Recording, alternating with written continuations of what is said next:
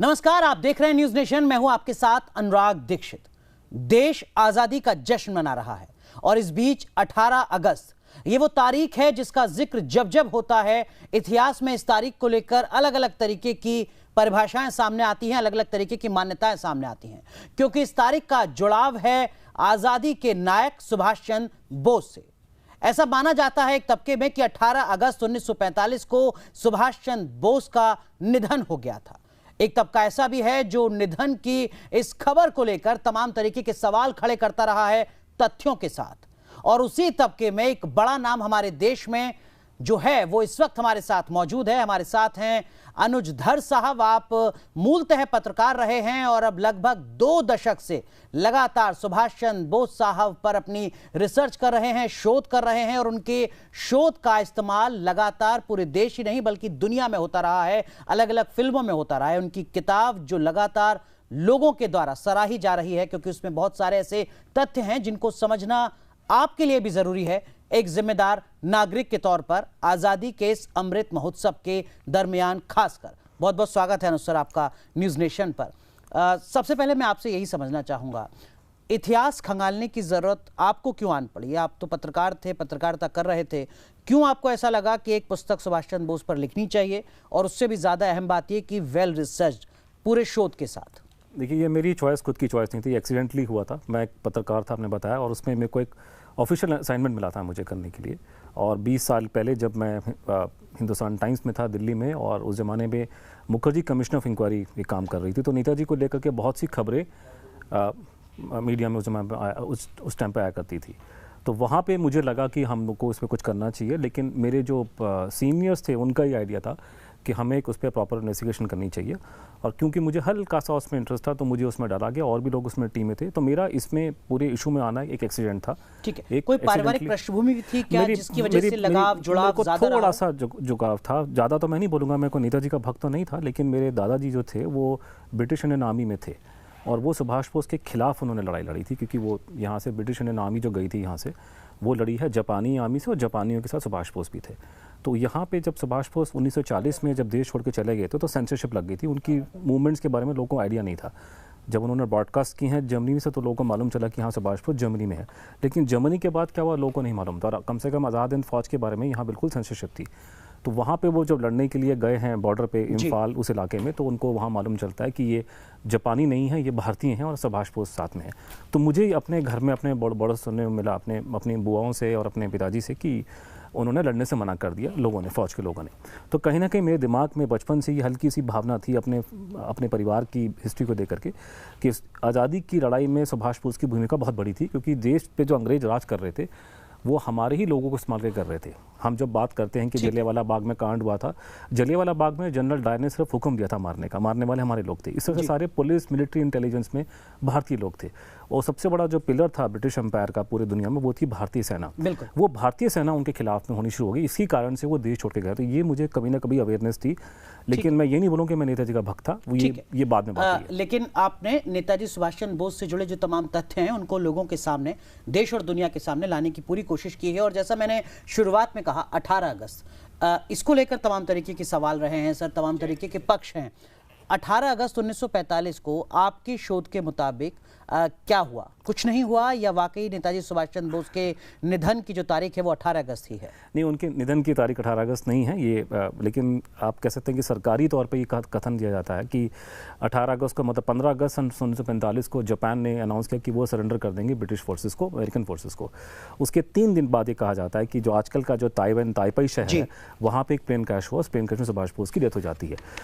उसके बाद में जो मोटा मोटा कहानी ये है कि ब्रिटिश लोगों को विश्वास नहीं हुआ, क्योंकि खबर में कुछ जापानियों ने अनाउंस करने 5 दिन का समय बताया। पहली बात तो ये, उन्हें और डाउट हुआ, तो उन्होंने प्रॉपर इंक्वायरी करवाई। तो इंक्वायरी जो भारत में हुई थी, उस ज़माने के बड़े अफसर उसमें IB के इन्वॉल्व थे, उसके अंदर W मैकराइट उसके हेड थे और मिस्टर फिनी उसमें थे। तो ये कंबाइंड सेक्शन नाम की एक इंक्वायरी हुई है और उन्होंने पूरी इंक्वायरी करके उनका जो मानना था कि ये कहानी ठीक नहीं है। ठीक है। मेरे पास दो अलग अलग रिसर्च है।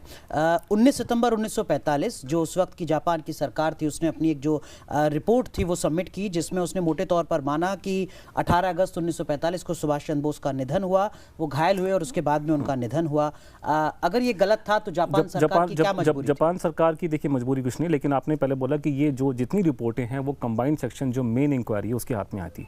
कंबाइंड सेक्शन के पास में मल्टीपल सोर्सेज से इंक्लूडिंग अमेरिकन सोर्सेज से खबरें आ रही थी, तो कंबाइंड सेक्शन जो है वो फाइनल अथॉरिटीज़ पूरे केस में थी, मैकराइट के इंचार्ज में। ठीक है। तो उनका जो जजमेंट था बाद में कि ये करेक्ट इन्फॉर्मेशन नहीं है। ठीक है। जापान का ये स्टेटमेंट था कि प्लेन क्रैश हुआ है, लेकिन जापान के स्टेटमेंट में एक के बाद उसमें प्रॉब्लम आनी शुरू होगी। फॉर एग्जाम्पल, जब जापान ने ये न्यूज़ अनाउंस करी है उस ज़माने में कि सुभाष बोस की डेथ प्लेन क्रैश में हो गई है, उनका कथन ये था कि नेताजी वो टोक्यो की तरफ को जा रहे थे और उनका ये मानना था कि वो टोक्यो में आकर के जापान के बड़े बड़े लोगों से मिलेंगे और ये डिसाइड करेंगे कि आईएनए का सरेंडर कब कहाँ कैसे करना है, आज़ाद हिंद सरकार का और आईएनए का, आज़ाद हिंद फौज का।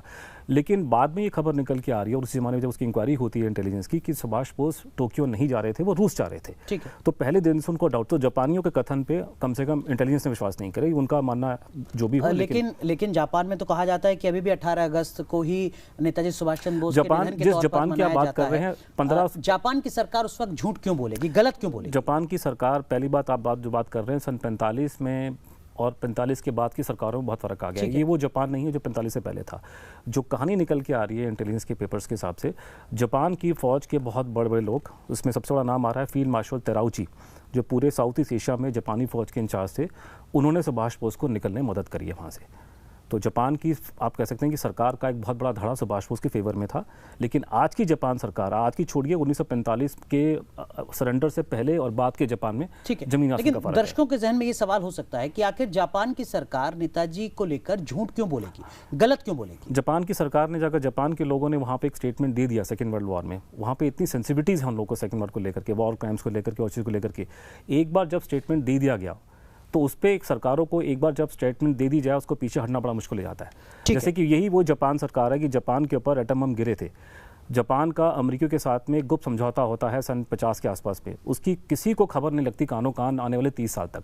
तो ये सरकारें बहुत सी हैं, हमारी देश की सरकार भी ऐसी है कि सरकारें 20-20, 30-30, 40 साल तक चीज़ों को छुपाती है, अलग अलग वर्जन देती है। तो ये अपने आप में कोई, चलिए जापान की सरकार को लेकर सर आपकी रिसर्च है अपनी, लेकिन मेरे पास एक और अंग्रेजी जांच कमेटी है अंग्रेजों की, फिगसिस बोलते हैं शायद इसको, हो सकता है मैं गलत प्रोनाउंस कर रहा हूं। फिगस की कोई इंक्वायरी रिपोर्ट वो नहीं है। अच्छा, उन्होंने अपनी रिपोर्ट सबमिट की है जनरल कर्नल जॉन फिगस का, 25 जुलाई 1946 को। कर्नल जॉन फिगस, ये जो रिपोर्ट है ये भी ये कहती है कि 18 अगस्त 1945 को निधन हुआ नेताजी का। बहुत छोटी छोटी बात है। कर्नल जॉन फिगिस जिसका आप नाम ले रहे हैं, उसके बारे में सरकारी जो हमारे भारत सरकार के कागज ये बोलते हैं कि सुभाष बोस के आईएनए का खजाना जो चोरी हुआ है उसमें इसका हाथ था। तो ये आदमी जो आईएनए के खजाने के चोरी में इसका हाथ है, और इसके साथ में वो लोग हैं जिनको ये प्लेन क्रैश की थ्योरी को प्रमोट करने में उनको फ़ायदा पहुंचा था। तो ये आदमी क्रेडिबल नहीं है सर जॉन फिगिस। ठीक है। इंडियन इंडिपेंडेंस लीग IIL इसको कहा जाता है, इसके जो सदस्य हैं वो भी इस बात पर सहमत रहे जो मेरे पास रिसर्च वही आपने वही फिगिस की बात कर, फिगिस के साथ में आप बात कर रहे हैं मूंगा रामामूर्ति की और एस अय्यर की। इन दोनों का नाम पंडित जी के टाइम की फाइलों में निकल के आ रहा है कि इन लोगों ने मिल करके सुभाष बोस के खजाने को लूट लिया। इनको ये सपोर्ट करता था ये लैंड कि वो प्लेन क्रैश की बात को बोले आगे, लेकिन इनकी क्रेडिबिलिटी नहीं। और इनसे बड़ी बड़ी, फॉर एग्जांपल अमेरिकन गवर्नमेंट की रिपोर्ट हमारे पास पड़ी है, तो इसे काउंटर करने की और रिपोर्टें बहुत पड़ी हैं। 1950 के दशक तक जापानियों से अमेरिकन्स ने और ब्रिटिशर्स ने इंक्वायरी करी है सुभाष बोस की डेथ के बारे में। आप मुझे बता रहे हैं सन 45 की इंक्वायरी के बारे में, मैं आपको बता रहा हूँ कि 1964 तक अमेरिकन गवर्नमेंट को इन्फॉर्मेशन मिली कि सुभाष बोस जीवित है।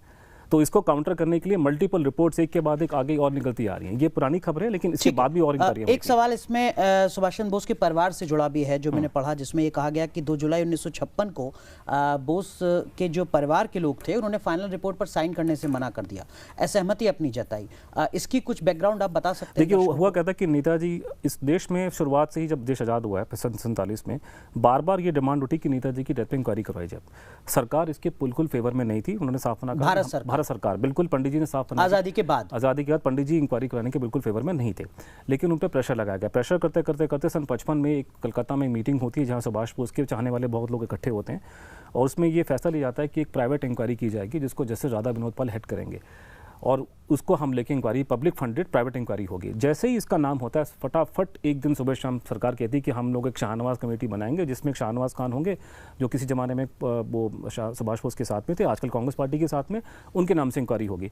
उसमें उनको दायरा बढ़ाते बढ़ाते उनको सुभाष के परिवार के एक सज्जन को भी लेना पड़ा, नेताजी के बड़े भाई सुरेश चंद्र बोस जी।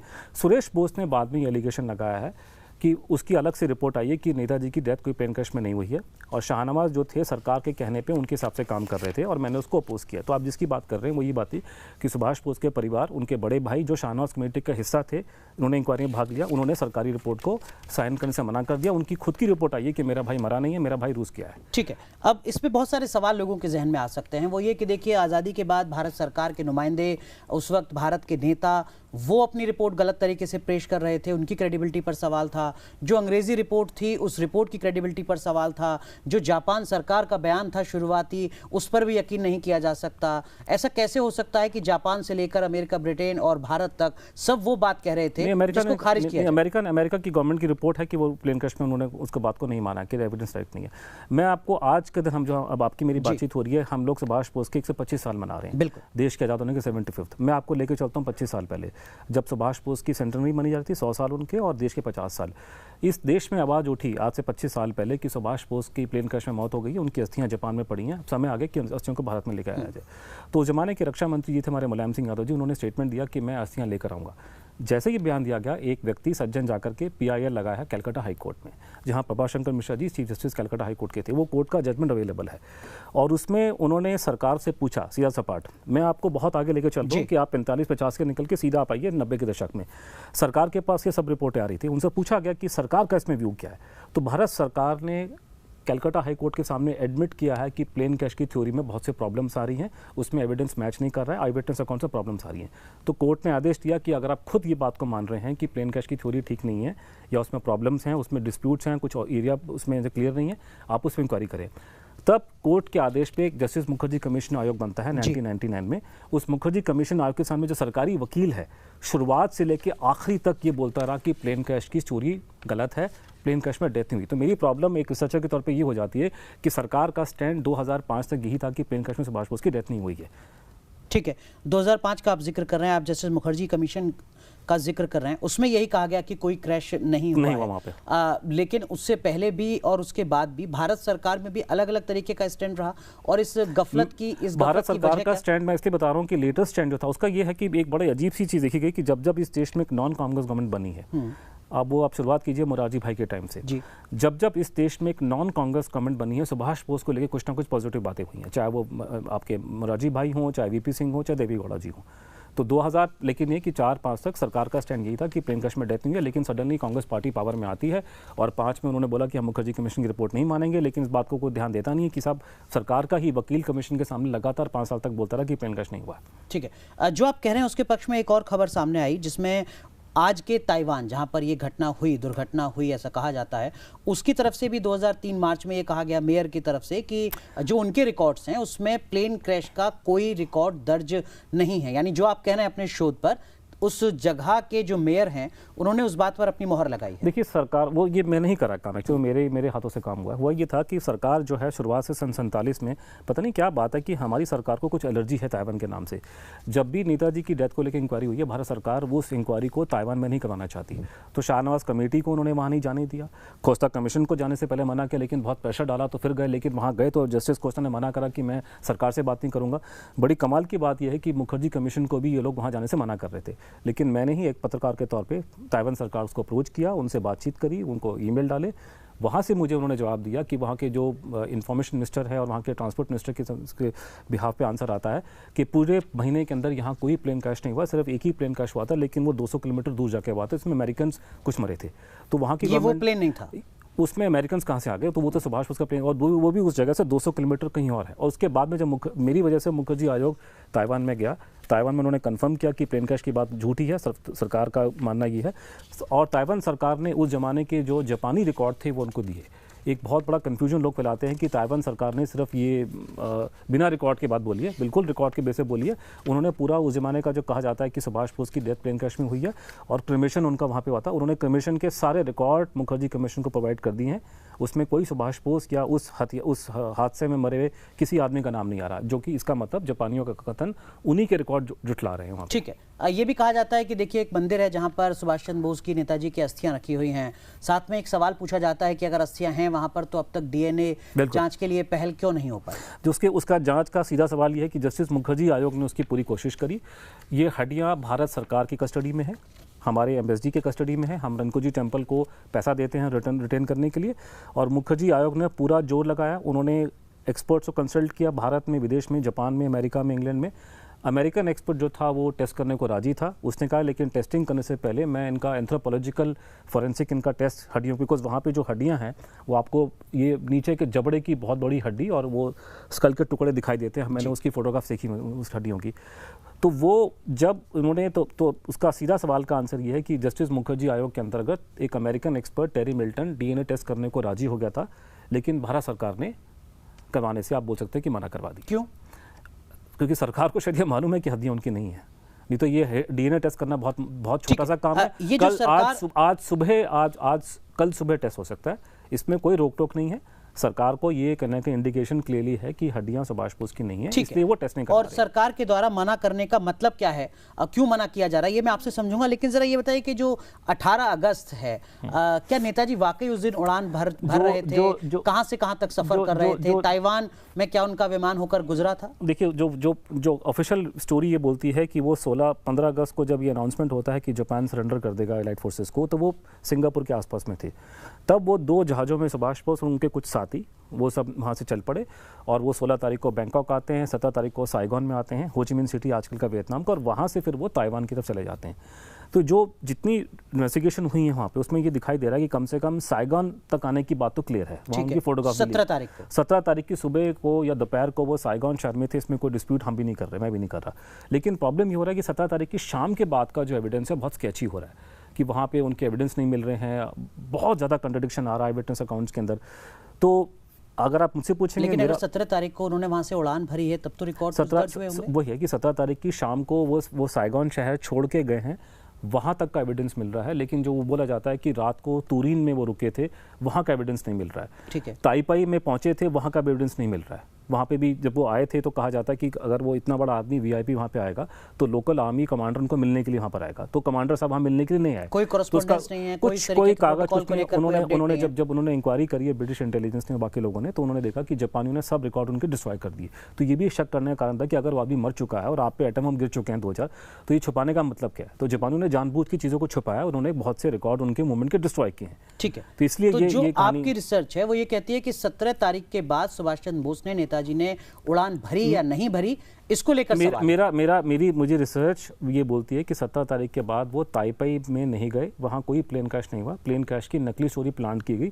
सुभाष बोस को रूस जाना था, नकली प्लेन क्रैश की स्टोरी को प्लांट करने कवर दिया गया ताकि वो रूस को जा सके। ठीक है, लेकिन वो साइगॉन से ही वो रूस की तरफ चले गए थे, वो कभी ताइवान साइगॉन से अगर रूस की यात्रा करनी है तो क्या ताइवान के ऊपर से होकर गुजरना? नहीं, वहाँ जाने की जरूरत थी, वो वहाँ से उनका जाने का रास्ता कुछ और था, लेकिन उनको वहाँ जाने की जरूरत नहीं थी, क्योंकि ताइवान जाने का मतलब तभी होगा जब आपको टोक्यो जाना है। लेकिन वो टोक्यो नहीं जा रहे थे, वो रूस जा रहे थे, तो वो साइगॉन से आगे वो नहीं बढ़े हैं। वो कम से कम ताइपान में जहाँ प्लेन क्रैश हुआ है, सुभाष बोस 18 अगस्त को वहाँ पे नहीं थे। ठीक है, तो आपकी रिसर्च ये करिए कि प्लेन क्रैश हुआ ही नहीं दरअसल में, क्योंकि सुभाष चंद्र बोस ने उड़ान भरी ही नहीं। अब फिर वही सवाल दोबारा घूम फिर कर आता है सर कि जापान को अपने सारे डॉक्यूमेंट्स नष्ट क्यों करने पड़े? जापान ने क्यों आखिर सारे डॉक्यूमेंट्स को नष्ट कर दिया? जब कोई चीज छुपाएगा वही डिस्ट्रॉय करेगा ना। क्यों छुपाना चाहेगा? अब वही बात है कि जैसे हमारे देश के अंदर ये कि सन 56 के अंदर एक करके पहले जापान में आपसे समझना जापान में हुई कि जापान क्यों छुपाना चाहेगा? जापान ने अगर सेकेंड वर्ल्ड वॉर में जापान के कुछ लोगों ने अगर सुभाष बोस को बचने में मदद करी है, भागने में मदद करी है, और उनके हिसाब से वो आदमी वॉर क्रिमिनल है या उनकी हालत ख़राब है, तो वो आदमी वो एकदम से लड़ाई ख़त्म होने के बाद यही नहीं बोल सकते कि हमने उसकी मदद की थी, क्योंकि सर्कमस्टेंसेस बदल चुकी हैं। 45 से पहले का जापान और 45 के सरेंडर के बाद का जापान अलग जापान है। तो जापान ने अगर चोरी छुप करके सुभाष बोस की मदद की थी, इस बात को वो एडमिट नहीं करेंगे, तो ये कॉम्प्लिकेशन आ जाता है उसके अंदर। केवल ये एक वजह हो सकती है। देखिए किसी भी ऐसे इस वजह से प्लेन क्रैश की पूरी थ्योरी रच देगा जापान। अगर जापान, वो थ्योरी जापान के लोगों के बिना मदद के प्लांट नहीं हो सकती।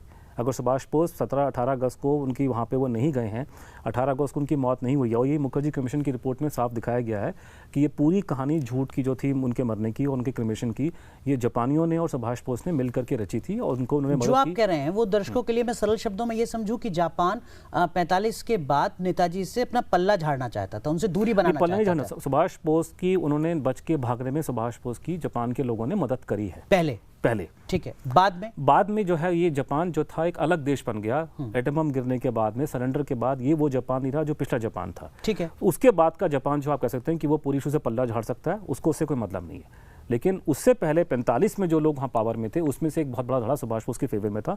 उन्होंने सुभाष बोस की मदद की है वहाँ से निकलने की। लेकिन आप ये बात करें कि सन 45 के बाद में दुनिया में सबसे बड़ी सेंसिटिविटी क्या थी कि सेकेंड वर्ल्ड वॉर से जुड़े जितने लोग थे, चाहे वो हिटलर के साथ में थे या इनके साथ में थे, उनको धरपकड़ उनकी बहुत हो रही थी करके। उस सर्कमस्टेंसेस टाइम में उनके लिए जापानियों के लिए ये बोलना कि हमने इनकी मदद की थी रूस भागने में, उनके फेवर उनके नेशनल देश हित में नहीं था वो। ठीक है, यही सवाल अब मैं भारत के रेफरेंस में भी आपसे पूछना चाहूँगा।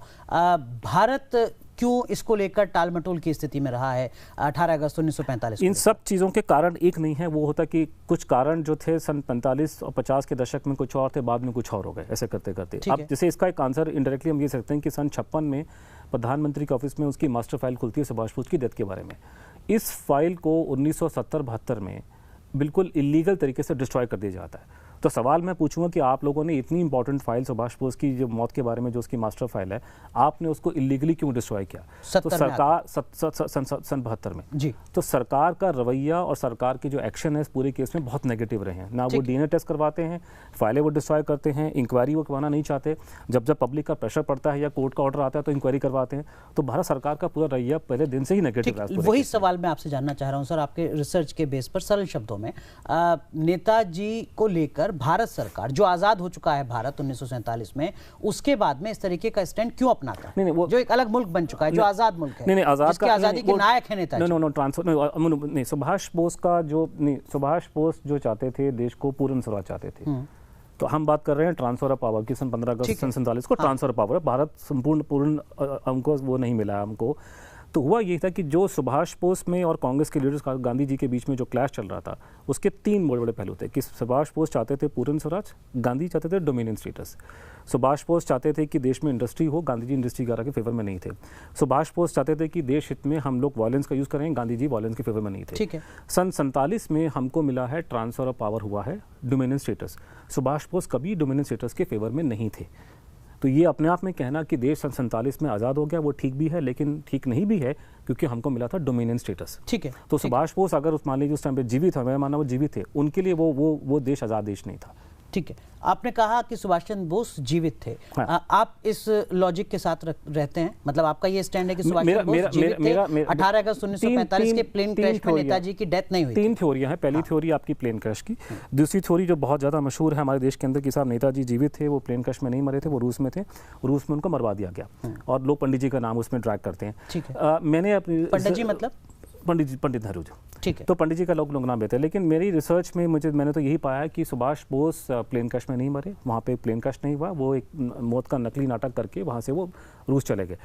एविडेंस ये दिखा रहा है कि वो रूस में थे, जो मेरे हिसाब से जो मुझे समझ में आ रहा है, लीगल सेंस में नहीं, लेकिन कम से कम जो मुझे ऐसे पत्रकार के तौर पे मुझे एविडेंस दिखाई देता है कि वो रूस में थे, लेकिन उनके रूस में मारे जाने का कोई प्रूफ नहीं मिल रहा है कि मार दिया गया। ये कहानी ये मुझे पता नहीं लोग ऐसी बातें क्यों बोलते हैं। और ये जो थ्योरी है पंडित नेहरू की, इसमें कुछ दम आपको नजर आया? मतलब पंडित जी की थ्योरी में ये नजर आता है कि पंडित जी का अक्सर व्हाट्सएप पर ऐसे बहुत आते हैं। पंडित जी का ये कि पंडित जी का व्यू जो था पूरे केस में नेगेटिव रहा है, लेकिन ये बात बोलना कि पंडित जी के कहने पे स्टालिन ने उनको मरवा दिया, ये कोरी का कहानी है, इसका कोई तथ्य नहीं है इसके ऊपर। इसका कोई शोध नहीं है, कोई बिल्कुल नहीं है, लेकिन यह है कि पंडित जी गवर्नमेंट ने पूरे केस को दबाया है। ठीक है, और ये प्रॉब्लम कॉम्प्लिकेशन वहां से शुरू हो जाती है कि पूरा पंडित जी गवर्नमेंट ने पहले दिन से ही इश्यू को दबाना शुरू कर दिया कि इस पे हम इंक्वायरी नहीं चाहते। लेकिन दबाना और साजिश का हिस्सा होना 2 अलग चीजें हैं। मारने वाली बात गलत है। ठीक है, मारने वाली बात गलत है। अब जो तीसरी थ्योरी है वो ये कि नेताजी सुभाष चंद्र बोस गुमनाम बाबा के तौर पर लंबे वक्त तक भारत में थे। अब उसमें था कि अगर ये अब तो हमें अब ये एक लॉजिकली हमें चलना पड़ेगा एविडेंस के पॉइंट ऑफ व्यू पे कि क्या एविडेंस ये दिखाता है सुभाष बोस की डेथ प्लेन क्रैश में हुई है? नहीं। और अगर क्या ये एविडेंस ये दिखाता है कि नेताजी रूस में मार दिए गए? नहीं। क्या एविडेंस ये दिखाता है कि वो रूस में थे? हाँ। अब ये लॉजिकल कंक्लूजन हमको ड्रॉ करना पड़ेगा कि क्या एविडेंस ये दिखाता है कि सुभाष बोस भारत में थे सन 70-75? मैं कहीं पढ़ रहा था कि 1952 में भी वो भारत में आए थे, देखे गए थे। 1975 में अगर मान लीजिए अगर ये साबित, या 52 या 70-75 में या 85 में अगर ये साबित हो जाता है कि सुभाष 1956 में, माफ कीजिए, हाँ, अगर ये साबित हो जाता है कि सुभाष बोस भारत में थे, अगर ये तथ्य दिखाई देते हैं, तो उसका मतलब खुला, उसका सीधा सपाट मतलब ये निकलेगा कि प्रेम कृष्ण में वो उनकी डेथ नहीं, कि अगर वो व्यक्ति जीवित है और भारत में है, सन 75 में भारत में है, तो हमको ये देखना पड़ेगा कि इसमें एविडेंस क्या है। तो जो गुमनामी बाबा के बारे में जो कहानी है, जो पूरा रिसर्च में जो आप पूरा उसका जो फैक्ट्स को आप देखेंगे, तो उसमें 3 तरह के एविडेंस निकल के आ रहे हैं, कैटेगरीज। पहला है आई विटनेस अकाउंट्स। मुखर्जी आयोग ने इस बात को माना है कि आई विटनेस अकाउंट्स क्रेडिबल है उसमें, कि कुछ लोगों ने कई लोगों ने सुभाष बोस को यहाँ देखा है, उन्होंने आइडेंटिफाई किया कि गुमनामी बाबा ही सुभाष चंद्र बोस है भारत। हाँ, गुमनामी बाबा यूपी में थे, उनका नाम जो थी वहीं थे वो। और दूसरा ये कि उनके जो करस्पॉन्डेंस हुए हैं उन व्यक्तियों के, और इस आदमी को, जिसको साधु को, जिनको गुमनामी बाबा का नाम दिया गया बाद में, ये आदमी सुभाष बोस है, तो ये आपका जो डॉक्यूमेंट्री एविडेंस है वो आई विटनेस अकाउंट को सपोर्ट कर रहा है। और किस तरीके की करस्पॉन्डेंस? उनकी आपस की चिट्ठियाँ, वो आपस में, वो लोग किन के आपस में, वो लोग जो गुमनामी बाबा के, सो कॉल्ड गुमनामी बाबा के कांटेक्ट में थे, ठीक है, उनके करस्पॉन्डेंस अगर आप चेक करते हैं तो आई विटनेस अकाउंट को सपोर्ट करता है कि आई विटनेस अकाउंट ये दिखा रहा है कि आदमी सुभाष बोस थे। ठीक है। और ये व्यक्ति जो थे ये सुभाष बोस से जुड़े हुए लोग थे बहुत सारे, जिनको गुमनामी बाबा चिट्ठी लिखा करते थे, उनकी चिट्ठी आपस में जो करस्पॉन्डेंस है उनके आपस में, वो चिट्ठी उनको लिख रहे हैं, वो उनको लिख रहे हैं। तो आई विटनेस अकाउंट मुखर्जी कमीशन की रिपोर्ट में मेंशन किया है कि आई विटनेस अकाउंट जो है मैच कर रहा है क्रेडिबल आपका, उसका जो करस्पॉन्डेंस है वो भी ये दिखा रहा है, डॉक्यूमेंट्री एविडेंस की सुभाष बोस थे। सिर्फ बात अटक के रह जाती है कि हाँ, सरकारी लैबों में उनकी हैंडराइटिंग की और डीएनए की जांच हुई थी, वो रिपोर्ट नेगेटिव निकली। आज मैं आपको 2022 से बता रहा हूँ कि हमारे पास में पुख्ता सबूत निकल के आ रहे हैं कि वो रिपोर्टें डीएनए की, हैंडराइटिंग की गलत थी। ठीक है, तो अब ये आप किसी तथ्य पर कह रहे हैं, डॉक्यूमेंट्स के साथ कह रहे हैं, या सिर्फ आपका अनुमान है कि तब जांचों को गलत साबित कर दिया गया? मैं आपकी तरह पत्रकार रह चुका हूं, तो मैं अनुमान पे नहीं चलता, मैं एविडेंस पे चलता हूं। जैसे कि फॉर एग्जांपल कोई भी आदमी हैंडराइटिंग एक्सपर्ट जब अपनी रिपोर्ट देता है, खासकर ऐसे मुद्दे पे जहां इतनी कंट्रोवर्सी है, तो मैं उम्मीद करता हूं कि वो एक्सपर्ट जो है लिखित में थोड़ा डिटेल में रीजन देगा कि मैं ये हैंडराइटिंग क्यों मैच कर रही, क्यों नहीं करी, आपको पता है इस बात का। तो जैसे फॉर एग्जांपल सरकार की रिपोर्ट, डॉक्टर एस के मंडल की रिपोर्ट है एफएसएल कैलकाटा की, गुमनामी बाबा की हैंडराइटिंग सुभाष बोस से नहीं मिलती है। रिपोर्ट 2 पन्ने की है, पहले पन्ने में उनका नाम लिखा, सेकंड पन्ने में लिखा कि वो हैंडराइटिंग मैच नहीं करती है। उसके काउंटर में आपको मैं एक बता रहा हूँ सब, कि हम लोगों ने, मेरे दोस्तों ने मिलकर के अमेरिका से एक बहुत जाने माने वहाँ के एक्सपर्ट को हमने उसको हायर किया, उसको बताया कि आपने टेस्टिंग करनी है, उसको नहीं बताया केस किसके बारे में। उन्होंने डिटेल में 49 पन्ने की डिटेल रिपोर्ट दी है और स्थापित करते हैं कि ये आदमी वही आदमी सुभाष बोस, गुमनामी बाबा वाले, बिल्कुल वही है। आपने अपनी व्यक्तिगत तौर पर जांच करवाई? हमने जांच कराई, सरकार में वही कि बिल्कुल करवाई। और मैं वही आपसे पूछना चाहूंगा कि प्राइवेट एक्सपर्ट, वो भी अमेरिकन, जिसका कुछ लेना देना इस केस के साथ में नहीं है, ठीक है, वो डिटेल में रिपोर्ट दे रहा है, टीम में बाइट देने को तैयार है, लेकिन सरकारी एक्सपर्ट जो है एक पन्ने की रिपोर्टें दे, तो उसमें तो 2 तथ्य आपने बताए। पहला तो ये कि गुमनामी बाबा से को लोगों ने पहचाना, पहला तथ्य जो है उसको आप उसका मतलब समझिए कि आई विटनेस अकाउंट जो क्रेडिबल होता है कोर्ट कचहरी के अंदर, उसके बेसिस पर लोगों को फांसी हो जाती है। तो आई विटनेस अकाउंट की वैल्यू बहुत ज्यादा होती है। कि मैं आपको जो कोट कर रहा हूँ, जस्टिस मुखर्जी कमीशन की रिपोर्ट पोस्ट कर रहा हूँ, जस्टिस मुखर्जी सुप्रीम कोर्ट के जज थे, तो लॉ के हिसाब से अगर क्रेडिबल आई विटनेस अकाउंट ये दिखा रहा है वो आदमी वो थे।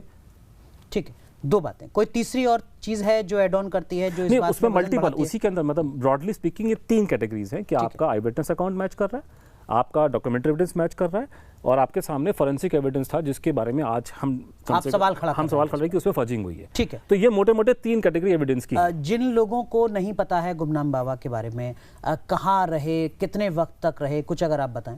देखिए, उनके बारे में बड़ा जानना बड़ा मुश्किल है, क्योंकि वो आदमी बहुत सीक्रेटिव था, लोगों से नहीं मिलता था, अलग अलग जगह चेंज किया, तो बड़ी स्केची इन्फॉर्मेशन उनके बारे में मिल रही है। तो जो मैंने इकट्ठा कर पाया हम लोग करके, वो जो है ये दिखाई दे रहा है कि 50 या 52 के समय में वो पहली बार मिलते हैं मैनपुरी के आसपास। उसके बाद से वो किसी को शक्ल नहीं दिखाते, अपनी कमरे में छुपे रहते हैं। आप कमरे में जाएंगे तो आपको अपना मुंह छुपा लेंगे। लेकिन धीरे धीरे लोगों को शक होना शुरू हो जाता है उनके बारे में। कई बार वो बोलते हैं कि साहब मुख्यमंत्री जी की गाड़ी यहाँ नज़र आ रही है। कई लोगों ने उनको शक्ल देख ली, कई उनसे बातचीत करी, कई ने बोला कि बाबा जी तो ICS हैं, बाबा जी तो अंग्रेजी अच्छी बोलते हैं, बंगला बोल लेते हैं।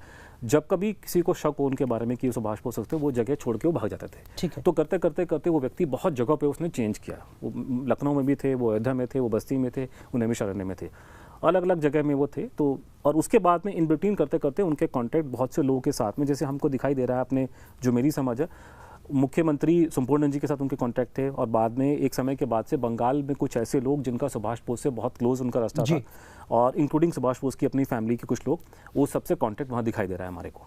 ठीक है। और ये बहुत बड़ी कहानी 30 साल में। गुमनामी बाबा जितनी भी जानकारी आपको मिली है सिर्फ उत्तर प्रदेश में रहे?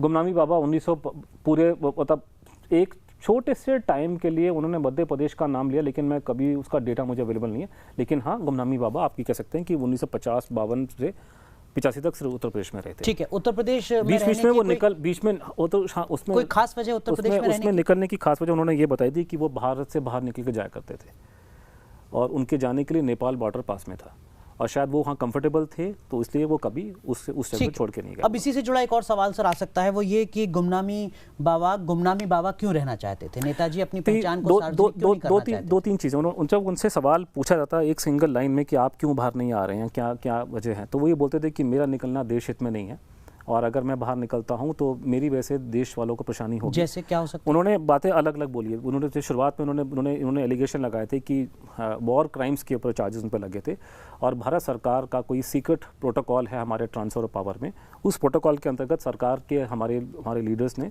कमिटमेंट दे रखा है अंग्रेजों कि अगर वो आते हैं तो उनको हैंड ओवर कर देंगे। उन्होंने बोला कि कल को ऐसी घटना ऐसी होती है, मैं बाहर निकलता हूँ और ये सीक्रेट प्रोटोकॉल सरकार का उनके साथ में है करके, तो उसकी वजह से मेरी वजह से लोग परेशानियां पड़ जाएंगे। बोला कि देश बहुत गरीब है, यहाँ के लोग सैंक्शन लगेंगे मेरे को हैंड ओवर करने के लिए। अगर नेताजी की पहचान सार्वजनिक हो जाती तो उस वक्त की सरकार को अंग्रेजों को नेताजी को सौंपना पड़ता, इस तरीके का कोई समझौता था? ऐसा कोई गुप्त समझौता, इसका एलिगेशन गुमनामी बाबा ने लगाया। एक चीज और मैं इसी से जुड़ा आपसे जानना चाहूंगा, जैसा आपने कहा कि आईबी बहुत लंबे वक्त तक ब्रिटिशर्स को रिपोर्ट करती रही, 68 तक। क्या गुमनामी बाबा का जो ये पूरा मूवमेंट था, क्या ये आईबी को नहीं पता था? बिल्कुल, आईबी फॉलो नहीं कर पा रही थी? आपने बहुत अच्छा सवाल पूछा। इसका आंसर यही है कि हमने ये नोट किया कि भारत में जब भी कोई उल्टी सीधी खबर उड़ती थी कि सुभाष बोस जीवित हैं, आईबी उसको ट्रैक करती थी।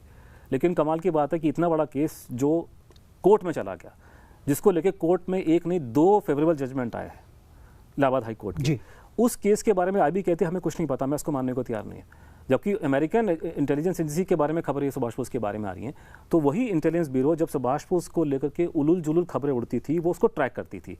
लेकिन गुमनामी बाबा के बारे में वो कहते हैं हमारे पास में कागज़ नहीं है, उसका डिडक्शन मैं ये निकालता हूँ कि ये लोग झूठ बोल रहे हैं, इनके पास में रिकॉर्ड्स है। ठीक है। अब बात करते हैं सर 2014 के बाद से, आप तो 2002 से या 2000 से लगातार लगे हुए हैं। नरेंद्र मोदी की सरकार जब से आई है तब से नेताजी सुभाष चंद्र बोस को लेकर बातें बहुत हुई हैं, और हमने प्रतीकात्मक तौर पर बहुत सारी चीज़ें ज़मीन पर देखी भी हैं।